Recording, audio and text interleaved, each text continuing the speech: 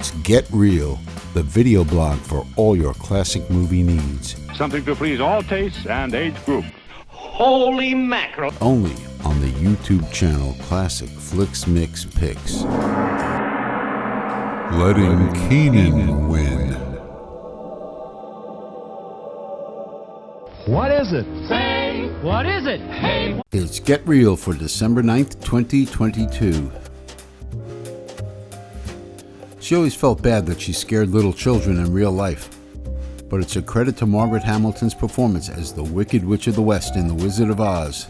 We celebrate the 120th anniversary of her birth on this date in 1902. Get ready to get your Philip Marlowe on TCM on Tuesday night. 5 films, 10 hours, 5 different Philip Marlowes. Private Dick Philip Marlowe first appeared in the 1939 Raymond Chandler novel The Big Sleep, which you see Bogey pulling off the bookshop's shelf in the trailer for the 1946 film, which airs at 10 o'clock. But the Philip Marlowe character was originated on screen 2 years earlier by Dick Powell in Murder, My Sweet, which leads off Tuesday's Night of Noir at 8 o'clock. Powell was known for his eager, bright-eyed boy singer roles in Warner Brothers musicals in the 30s, so casting him as a hard-boiled private eye was a bit of a ballsy move. But the title of the Chandler novel, Farewell My Lovely, had to go. Apparently, preview audiences thought that with Dick Powell, they'd be getting a croon fest, so RKO execs came up with a more felonious title. Murder, My Sweet is a foundational film noir. It was released in 1944, arguably the first year of the noir cycle. The opening sequence is a catalog of film noir visual technique. The nighttime urban landscape, the glaring lights and deep shadows of the black and white cinematography,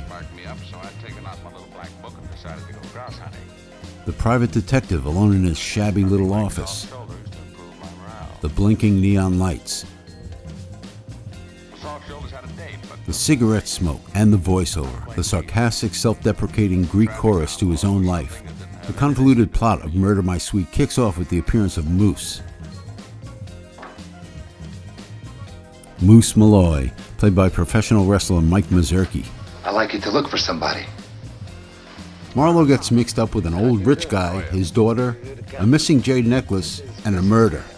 Oh yeah, and the old rich guy's blonde bombshell trophy wife, Claire Trevor, the ultimate femme fatale.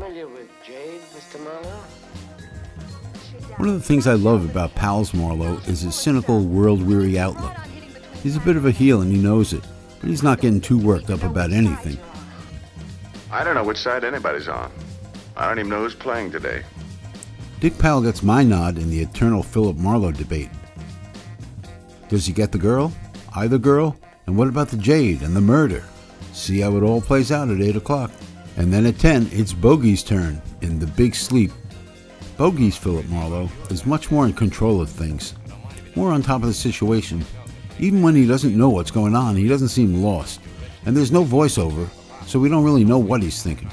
The story is even more labyrinthine than Murder, My Sweet. But this film is more about performances, starting with the Bogart and Bacall fireworks.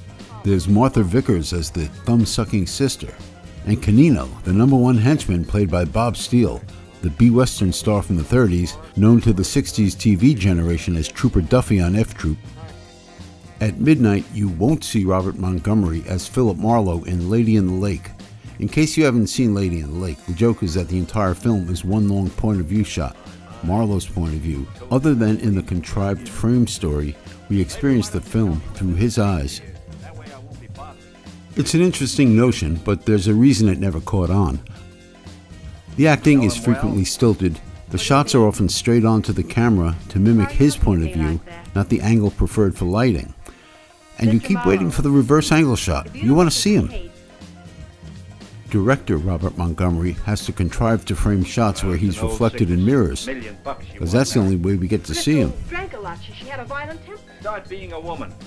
We move to 2 a.m. and we jump to 1975. Robert Mitchum plays out the Moose Malloy saga again, this time under the original title Farewell My Lovely. I guess by 1975, studio execs were willing to take a chance that audiences wouldn't expect that crusty old Bob Mitchum would start crooning. I kind of wish we could have had a mid-1940s Robert Mitchum Philip Marlowe. The Marlowefest concludes with James Garner in the title role of Marlowe from 1969.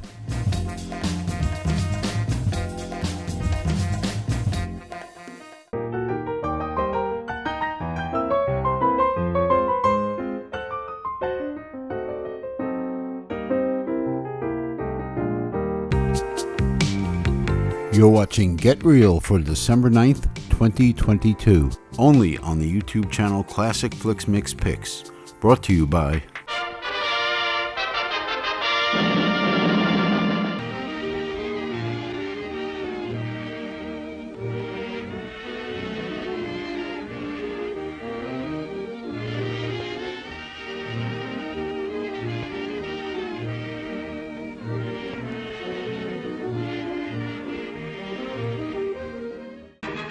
You get more out of life when you go out to a movie.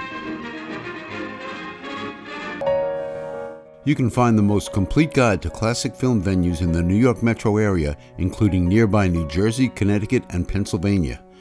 Just go to ClassicFlixMix.com and click on the drop-down menu Where to Find the Flicks.